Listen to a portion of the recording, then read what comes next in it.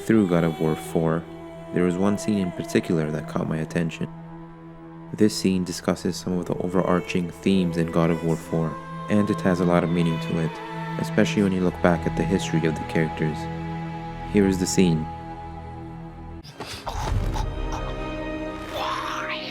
Why do you even care? You could have walked away. The cycle ends here. Must be better than this.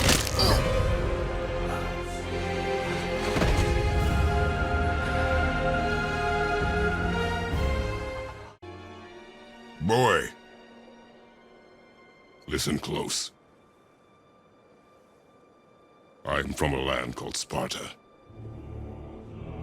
I made a deal with a god that cost me my soul. I killed many who were deserving, and many who were not.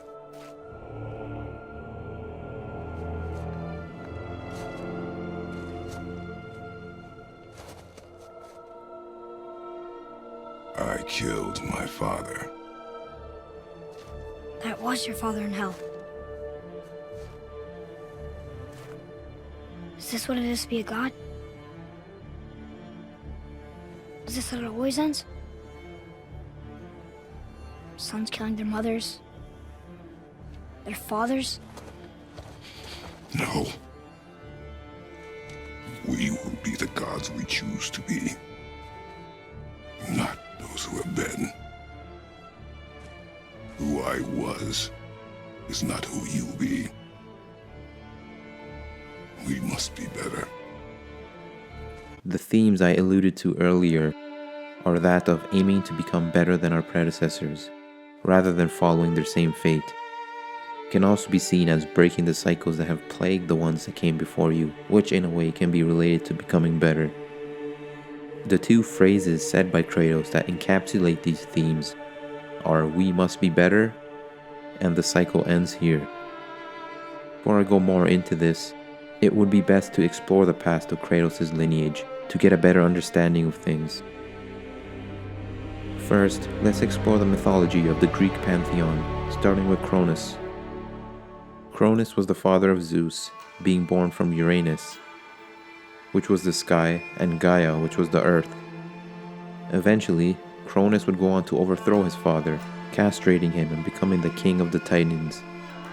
Cronus would go on to reign supreme, and would later hear a prophecy which says that one of his sons will rise up and overthrow him, just as he did to his father. Deterred by the prophecy, Cronus ended up devouring his own children to prevent this uprising. He devoured all his children, save Zeus, who was saved by his mother through deceit. This famous picture was drawn to resemble Cronus eating his children. Zeus would eventually end up fulfilling the prophecy and ended up dethroning his father in a 10-year battle against the Titans. Zeus will end up ruling as the supreme deity in his pantheon, the king of gods. Next to fall victim to the same fate is, yes, you guessed it, Kratos, a son of Zeus. Now we will be switching over to the video game lore of God of War.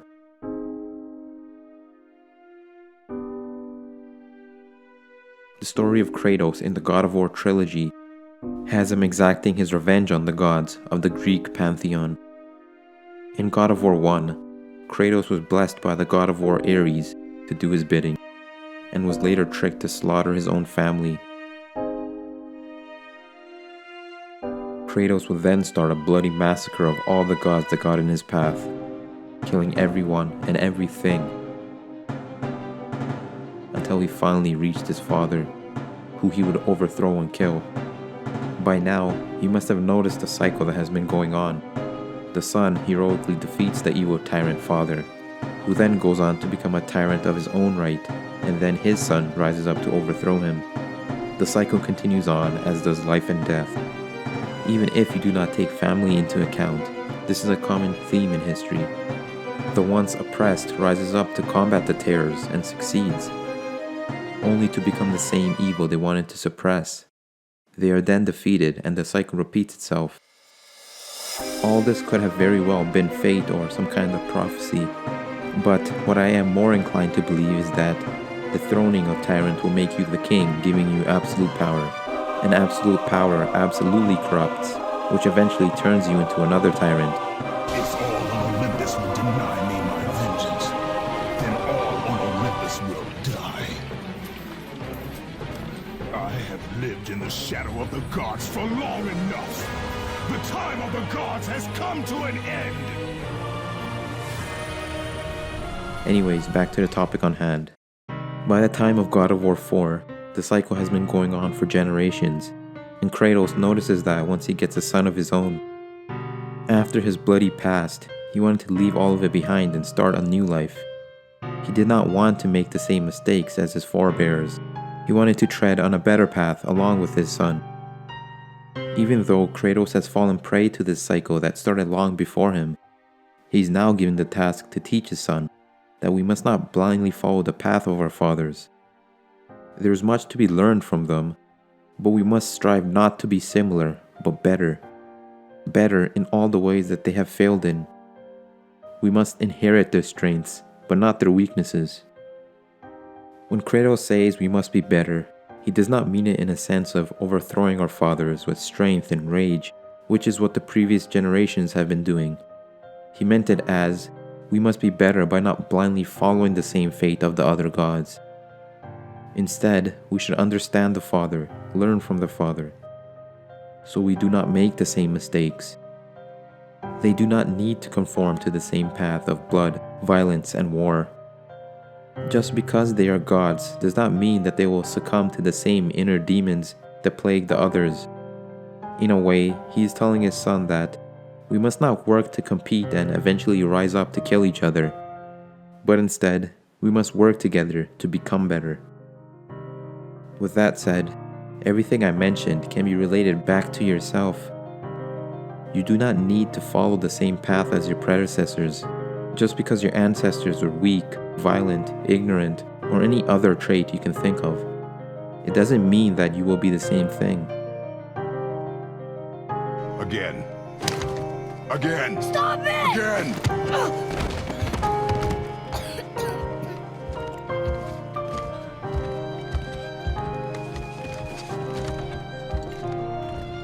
Your anger, you can get lost in it. That ahead is difficult. The cycle ends here. We must be better. These two phrases affect every single person born on this earth. We all should be thankful for being brought up the way we were, because it could always have been worse.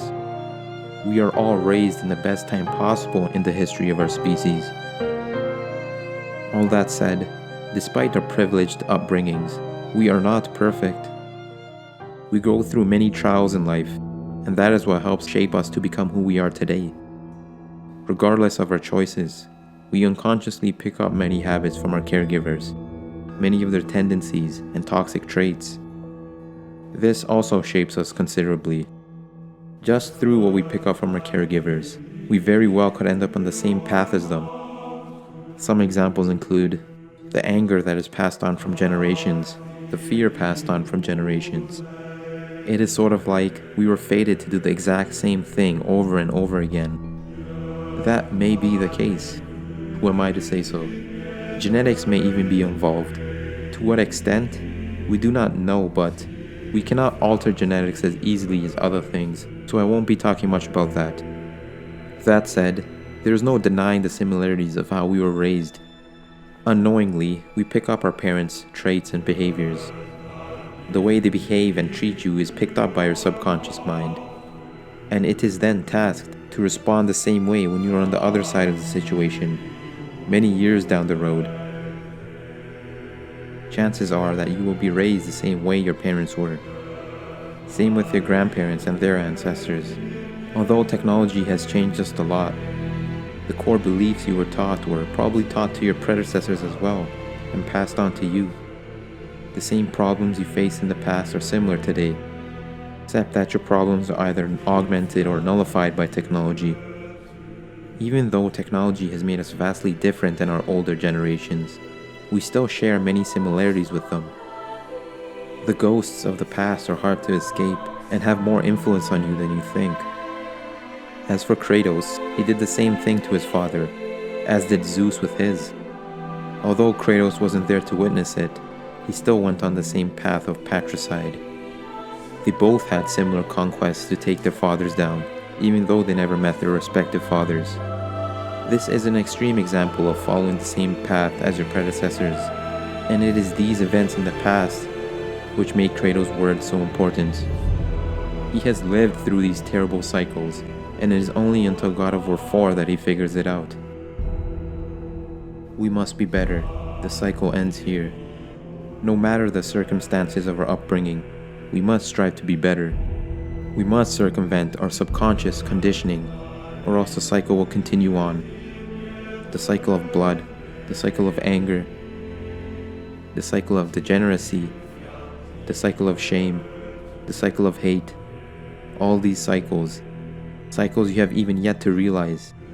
Certain problems, traits, behaviors you once had can be traced back to the ones who played the biggest role in your life, your parents, guardians, caregivers. One cycle is the cycle of strength for our people. There is a saying that people seem to be repeating more as the days go on. Hard times create strong men create good times create weak men, and weak men create hard times. This is a cycle that is dependent on how well society is doing. It shows us that our individual strength and character is not entirely under our control. Instead, it is reactive on how well society is developing. This is a cycle we must break. Why do we have to wait for everything to go to shit to become stronger and better? Why can't we all grow to be better because we want to, instead of waiting for the tough times to force us? To do that, we need a reason to grow, and because of that, it is important that we develop that reason to become better, so we do not rely on the times we grow up in. That said, I am not saying to blame all your problems on others. Once you realize it, it is up to you to figure things out. It is your full responsibility to deal with what you have become. Think deeply. Which cycles have you fallen prey to? Only once you notice and understand these cycles can you work to change them. What are some traits you picked up from your caregivers? Certain tendencies, certain values? If they do more harm than good, well then use Kratos' words. We must be better. The cycle ends here. Pull those weeds out of your mind. Just noticing it is sometimes enough. Other times, they are so ingrained in your behavior that you have to consciously remind yourself to stop. Whatever you have to do, just know that it is possible. There is always something you can do, even if you cannot fix it. You can always do something to make your situation better. On the other hand, a lot of good can come from the traits you inherited as well. Many values, lessons, virtues have been passed down from our predecessors, and that is what made the world what it is today. We must not stray away from all the teachings of our ancestors. The accumulation of their teachings has lasted for eons. To think there is no wisdom in these words would be foolish. But with that said, we also should focus on adding on to it, becoming better, supplementing their shortcomings with new knowledge, taking what is useful and disposing of what is not. All this aside, it is important that we do not hold a grudge on our caregivers, the ones who were there, the ones who weren't. Do not hate them for being the way they were. There is a chance that you could have been just like them if you were in their shoes and you lived their life. Maybe or maybe not, but the way they were brought up and all the events in their lives shaped them to be who they were. Forgive your parents, your caregivers, because they are part of the same vicious cycles. You cannot change how they were brought up or how you were brought up. Do not lament over the past. Learn from it and accept it. Otherwise, you will forever be stuck in the past, clinging on to the hatred from what could have been. Forgiveness is the first step for you to become greater. This is a tool to fix yourself more than relationships.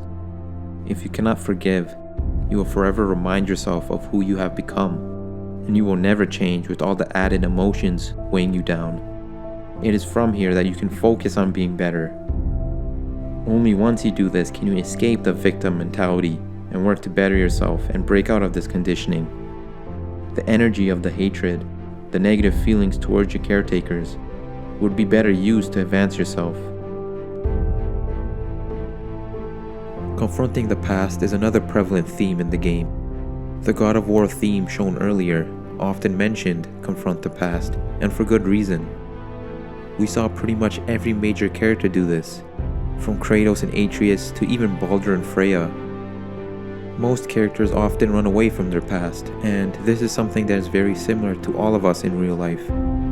Confronting your past can be painful, but its benefits far outweigh the consequences. When dealing with your past, you can only run away for so long until it catches up with you.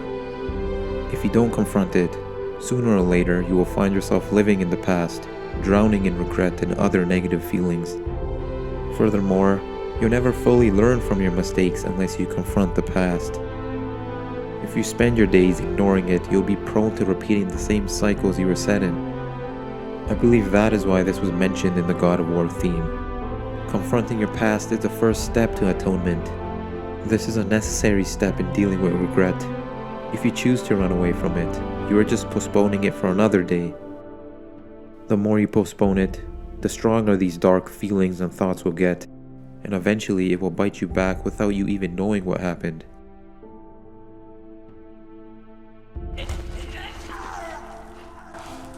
You killed against my wishes. You lost control. Haven't you been teaching me to kill? I've been teaching you to survive. We are gods, boy. That makes us a target.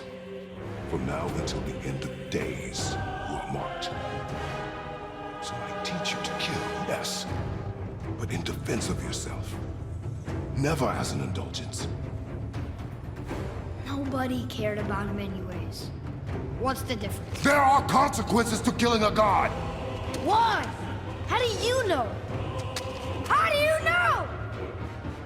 Watch your tone, boy. Whatever.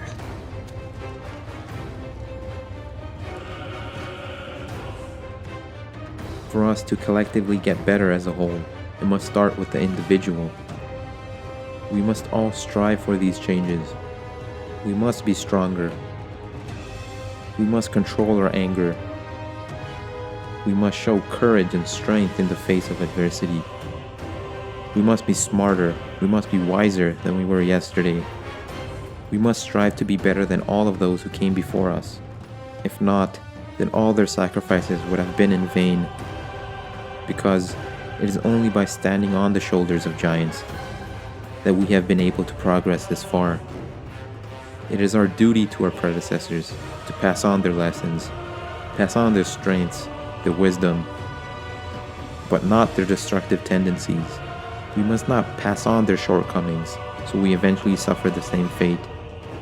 All the sacrifices they made for us, all the pain they have gone through. The least we can do is strive to be better, just as they have. Every time you are faced with the anger of your past, your upbringing, remind yourself that we must be better. Know that the greatest of men and women all felt this at one point. They were all slaves to anger, just as Kratos was. The ones before you went through the exact same cycles of frustration, anger, or whatever negative emotion you can think of, but they succumbed to it. This time, we will break the cycle. We will be better, because only by getting better can we dispose of the limitations of our old selves and destroy the cycles we have fallen in. We will be the gods we choose to be, not those who have been.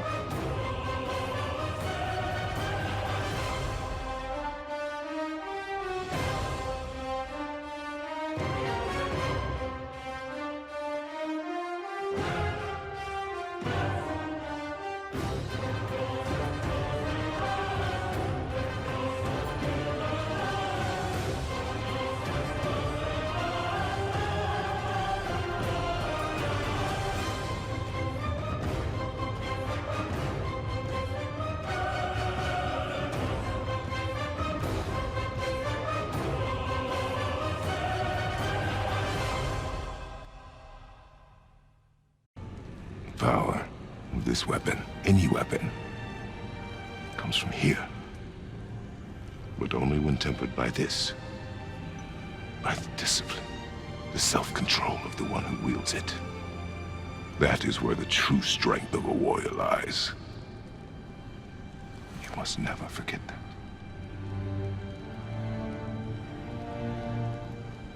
Good then. So I'm a man now. Like you? No. We are not men. We are more than that. The responsibility is far greater. And you must be better than me. Understand? Say it. You will be better.